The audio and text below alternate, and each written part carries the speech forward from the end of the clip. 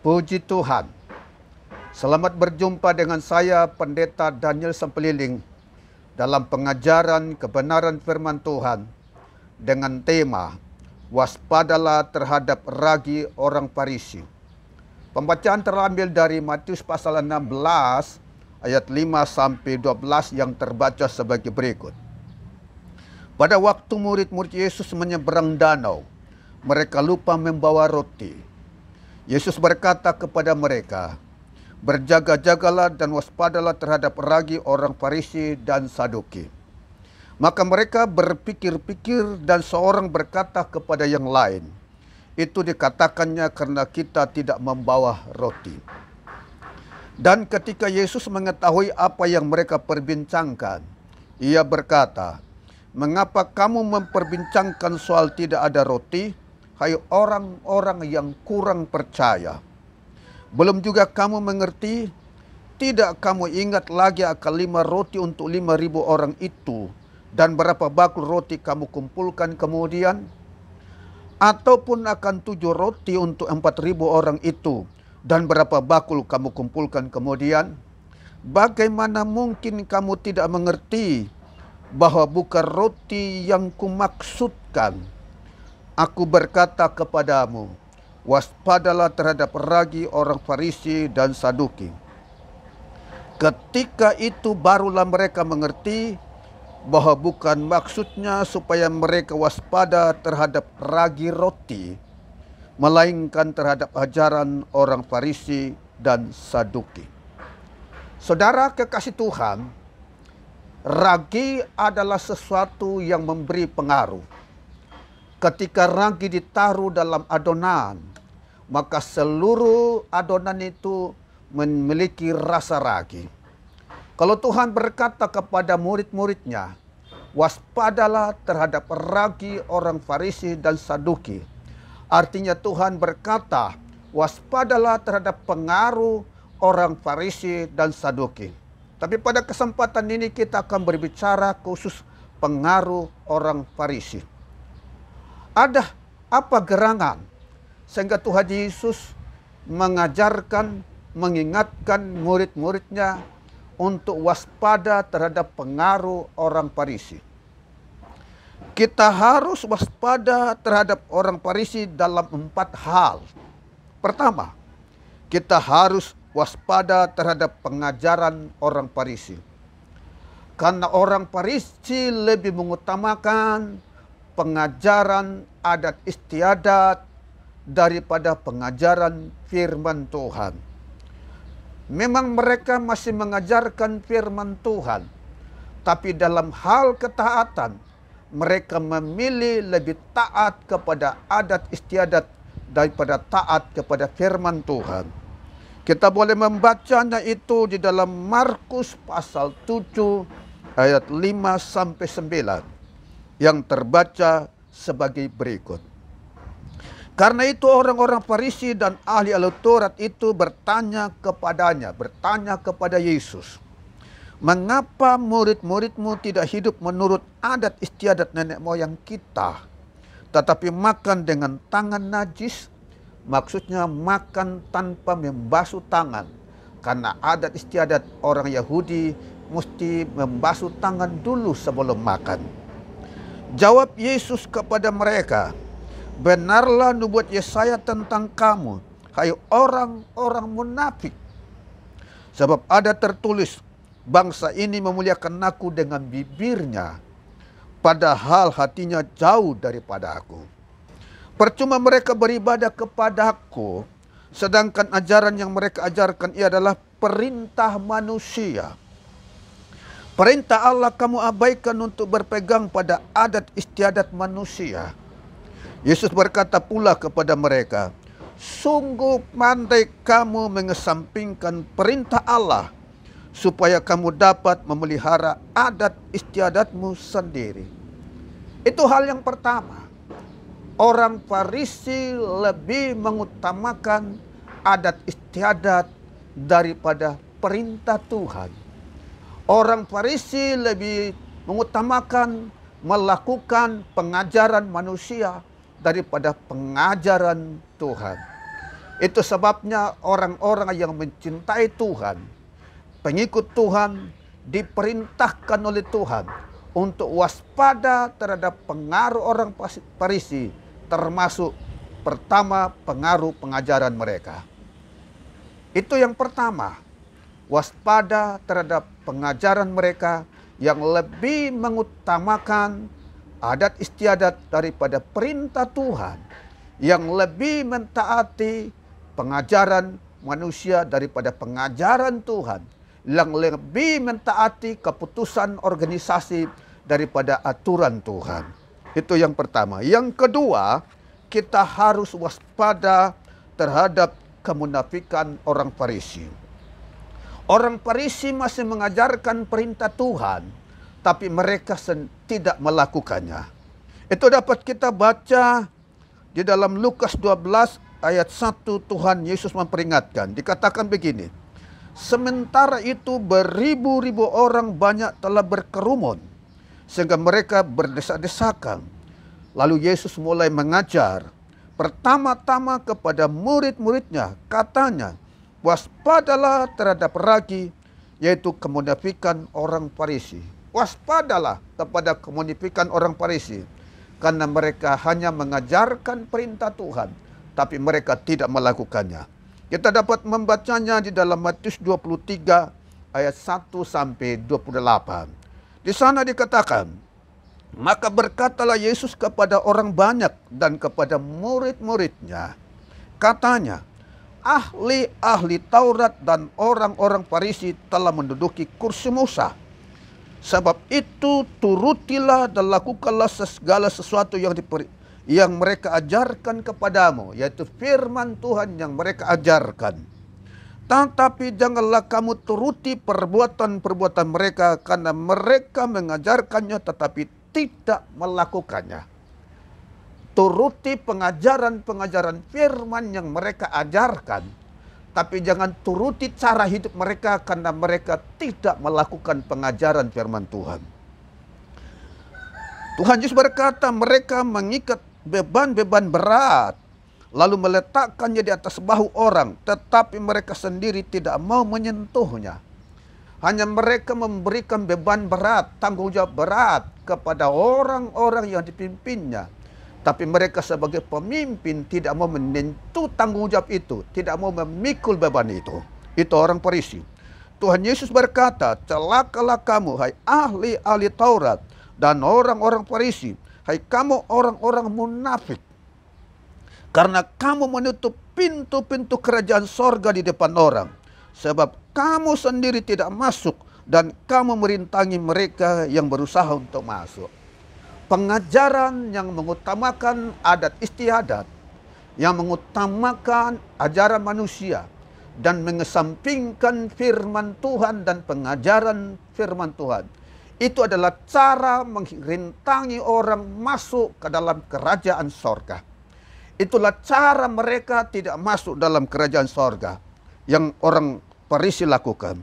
Tuhan Yesus berkata, celakalah kamu hai ahli-ahli Taurat dan orang-orang Farisi, hai kamu orang-orang munafik, sebab kamu mengarungi lautan dan menjelajah daratan untuk mentobatkan satu orang saja menjadi penganut agamamu, dan sesudah ia bertobat, kamu menjadikan dia orang neraka yang 2 kali lebih jahat daripada kamu sendiri.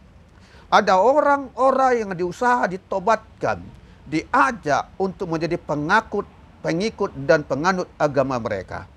Tapi setelah menjadi pengikut orang Farisi, justru mereka menjadi lebih jahat sebelum mereka bertobat. Ada orang-orang sebelum menganut satu agama memang jahat, tapi tidak terlalu jahat. Dan ketika masuk dalam salah satu agama, mereka jauh lebih jahat daripada sebelum mereka memeluk agama itu. Karena pengajaran agama itu mendorong orang berbuat jahat. Tuhan Yesus berkata, celakalah kamu hai pemimpin-pemimpin buta, yang berkata bersumpah demi bait suci, sumpah itu tidak sah. Tetapi bersumpah demi emas bait suci, sumpah itu mengikat. Artinya orang-orang Farisi lebih mengutamakan harta, emas, daripada hidup suci dan kudus. Tuhan Yesus berkata, celakalah kamu hai ahli-ahli Taurat dan orang-orang Farisi. Hai kamu orang-orang munafik, sebab persepuluhan dari selasi, adas manis dan jintan kamu bayar. Tetapi yang terpenting dalam hukum Taurat kamu abaikan, yaitu keadilan dan belas kasihan dan kesetiaan. Yang satu harus dilakukan dan yang lain jangan diabaikan. Saudara kekasih Tuhan, di hari-hari terakhir ini ada pengkhotbah-pengkhotbah, ada pengajar-pengajar yang mengkhotbahkan, mengajarkan bahwa persepuluhan tidak lagi diberlakukan dalam masa perjanjian baru. Tapi pada ayat yang kita baca, Yesus berkata yang satu harus dilakukan, yaitu persepuluhan, dan yang lain juga harus dilakukan, yaitu keadilan, kesetiaan, dan belas kasihan. Saudara, ada pemimpin-pemimpin yang menekankan persepuluhan, yang menekankan yuran, yang menekankan persembahan, tapi keadilan, kesetiaan, belas kasihan diabaikan. Ada pemimpin-pemimpin yang menekankan aturan yang menguntungkan dirinya sendiri, tapi ada aturan-aturan yang diabaikan karena itu tidak menguntungkan. Itu adalah sifat orang-orang Farisi. Tuhan Yesus berkata, hai kamu pemimpin-pemimpin buta, nyamuk kamu tapiskan dari dalam minumanmu, tetapi unta yang di dalamnya kamu telan. Artinya kita bisa katakan bahwa ada pemimpin, jika ada orang lain punya kesalahan, walaupun kesalahan itu kecil saja, itu dibesar-besarkan. Sementara kesalahannya sendiri yang besar diabaikan. Ini orang Farisi. Tuhan Yesus berkata, celakalah kamu hai ahli-ahli Taurat dan orang-orang Farisi, hai kamu orang-orang munafik, sebab cawan dan pinggan kamu bersihkan sebelah luarnya, tetapi sebelah dalamnya penuh rampasan dan keraskusan. Hai orang Farisi yang buta, bersihkanlah dahulu sebelah dalam cawan itu, maka sebelah luarnya juga akan bersih. Celakalah kamu hai ahli-ahli Taurat dan orang-orang Farisi, hai kamu orang-orang munafik, sebab kamu sama seperti kuburan yang dilabur putih, yang sebelah luarnya memang bersih tampaknya, tetapi yang sebelah dalamnya penuh tulang belulang dan pelbagai jenis kotoran. Demikian jugalah kamu, di sebelah luar kamu tampaknya benar di mata orang, tetapi di sebelah dalam kamu penuh kemunafikan dan kejurnadaan. Iya, orang-orang Farisi yang munafik seperti kubur yang berlabu putih. Di luarnya bersih, tapi di dalamnya penuh dengan tulang belulang. Orang-orang Farisi munafik, di luarnya seperti orang saleh, seperti orang benar, tapi di dalamnya penuh dengan kejahatan, penuh dengan penipuan, penuh dengan persinahan, penuh dengan pencurian, penuh dengan korupsi. Itu orang-orang Farisi. Dan karena itu, saudaraku kekasih Tuhan, yang tulus mengiring dan mencintai Tuhan, waspadalah terhadap kemunafikan orang Farisi. Jangan sampai Anda tertipu. Yang ketiga, kita harus waspada terhadap jeratan orang Farisi. Orang Farisi suka menjerat dengan pertanyaan. Seperti yang bisa dibaca dalam Matius 22 ayat 15 sampai 17. Dikatakan, kemudian pergilah orang-orang Farisi. Mereka berunding bagaimana mereka dapat menjerat Yesus dengan suatu pertanyaan. Mereka menyuruh murid-murid mereka bersama-sama orang-orang Herodian bertanya kepada Yesus, Guru, kami tahu engkau adalah seorang yang jujur dan dengan jujur mengajar jalan Allah, dan engkau tidak takut kepada siapapun juga, sebab engkau tidak mencari muka. Katakanlah kepada kami pendapatmu, apakah diperbolehkan membayar pajak kepada kaisar atau tidak? Mereka mengutus murid-muridnya disertai dengan pengikut atau pendukung Herodes. Dan mereka memulai dengan sebuah pujian dan berkata kepada Yesus, "Engkau guru yang jujur, engkau guru yang tidak takut, engkau guru yang mengatakan apa yang benar." Tujuannya supaya Yesus menjawab dengan jujur pertanyaan mereka yang menjebak. Lalu mereka bertanya, apakah diperbolehkan membayar pajak kepada kaisar atau tidak? Saudara, pertanyaan ini memang bahaya sekali. Kalau Yesus berkata, kita tidak perlu membayar pajak kepada kaisar, maka mereka akan menuduh Yesus pemberontak kepada pemerintah Roma. Maka orang-orang Herodes, orang-orang Herodian menjadi saksi mata, bahkan bisa mereka langsung menangkap Yesus.